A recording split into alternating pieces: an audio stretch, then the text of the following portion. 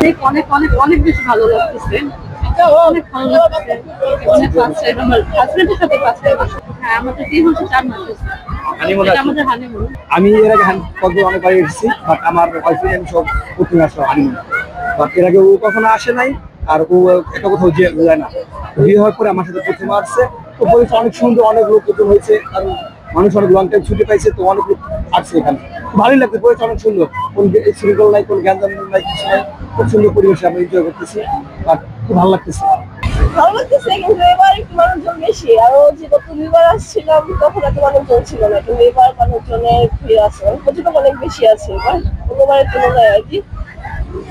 তাও ভালো লাগতেছে, অনেক মানুষজন দেখা যাচ্ছে, পরিচিত অনেকেও আসতেছি, দেখতেছি, কোনো সমস্যা নাই, সিকিউরিটি সবকিছুই ভালো। অসম ফিলিংস, কারণ ক্রাউড যেখানে থাকে, মানুষ যেখানে বেশি থাকবে সেখানে আরো বেশি মানে এনজয়েবল হয়। যেমন গতবার থেকে এবার আরো মনে হয় বেশি এনজয় করছি আমরা।